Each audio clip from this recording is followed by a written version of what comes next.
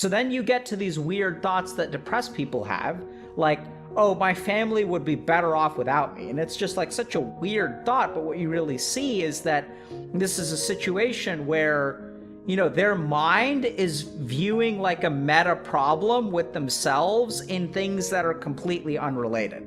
Oh, like these people are gonna fire me because I'm a waste of space. And like all the time you're thinking about yourself, thinking about yourself, thinking about yourself, which is literally your capacity for self-reflection, exactly like this guy is saying.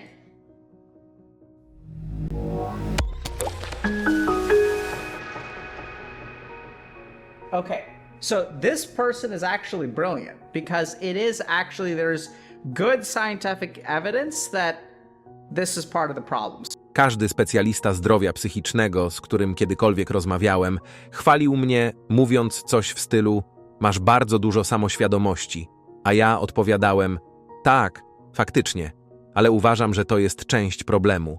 So we have this part of our brain called the default mode network, okay?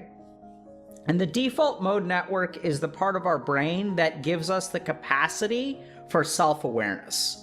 So if we look at like animals and humans, the biggest difference between animals and humans, most animals and humans anyway, is the default mode network. So like animals, you know, like let's say like you take a deer or something, like a deer will go about its day and then it won't think about itself going about its day.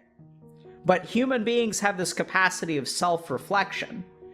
And so that capacity for self-reflection is this thing called the default mode network. So what I can do is, you know, look at the actions that I take and kind of reflect on my sense of self within these actions. So, you know, if I ask, like, if a deer looks around for food in 10 places and doesn't find food, the deer doesn't start to feel like an idiot because it hasn't been able to find food and it's like 0 for 10. But if we think about human beings, if I, you know, ask 10 girls out and then they say no, like as a human being, I start to think about myself in that way. And then I say, oh my God, I'm such an idiot. So human beings have this, and if you really think about it, it's actually like quite profound. And it's an amazing capability that our brain has, where we can do like meta level thinking about ourselves as we move about in the world.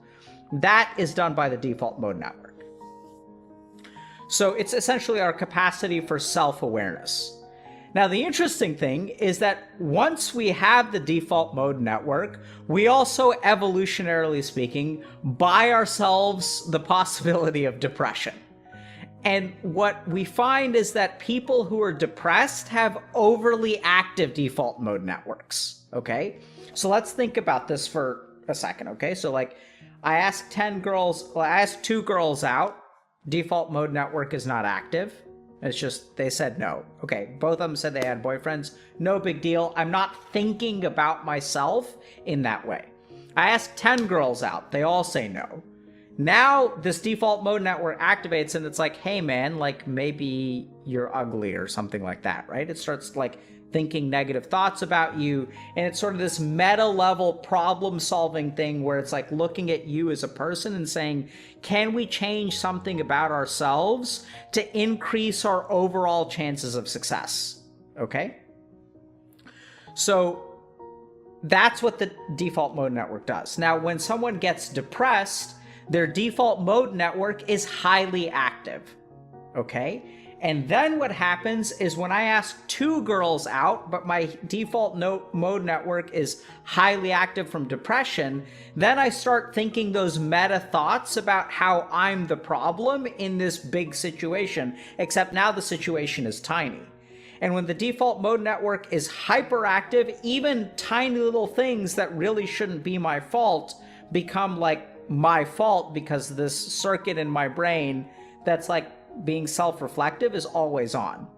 So then you get to these weird thoughts that depressed people have, like, oh, my family would be better off without me. And it's just like such a weird thought, but what you really see is that this is a situation where, their mind is viewing like a meta problem with themselves in things that are completely unrelated.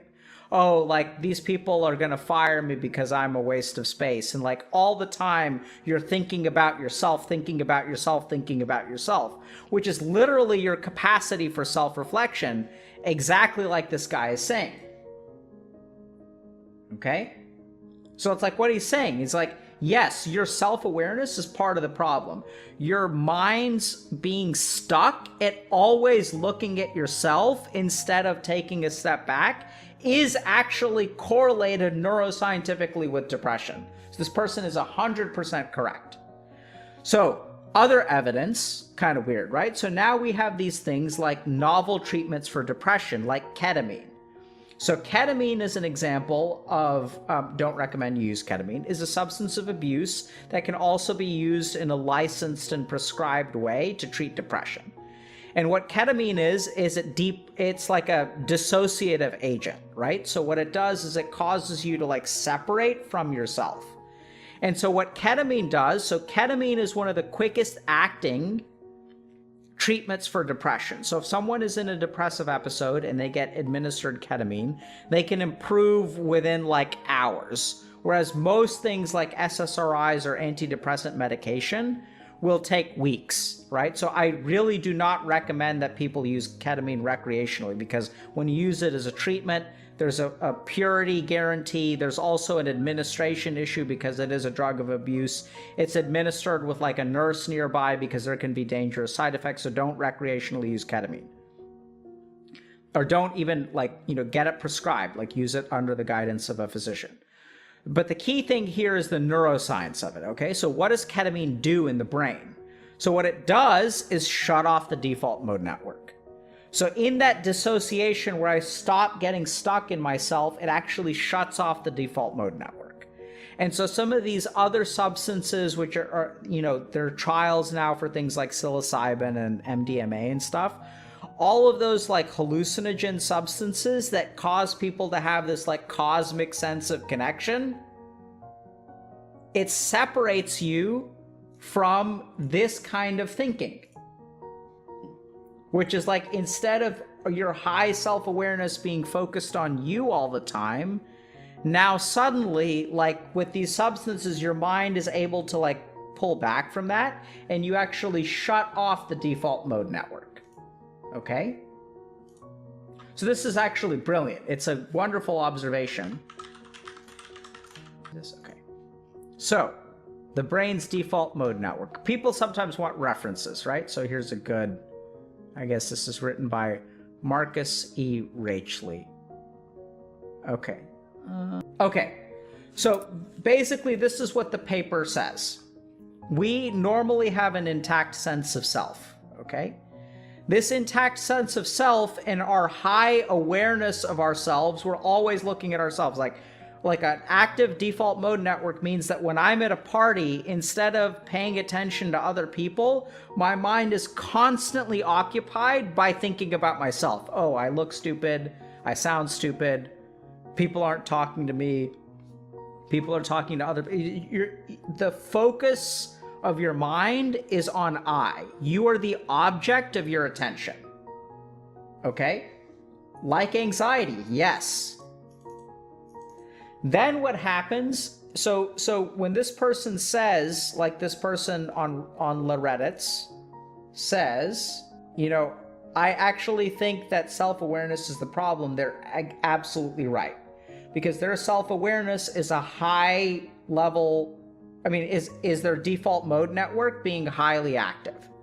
Then we can look at neuroscience papers, and what we discover is that substances like psilocybin fracture our sense of self, and that can be traumatic and dangerous, by the way, and leave people with PTSD, which is why I don't recommend you do it.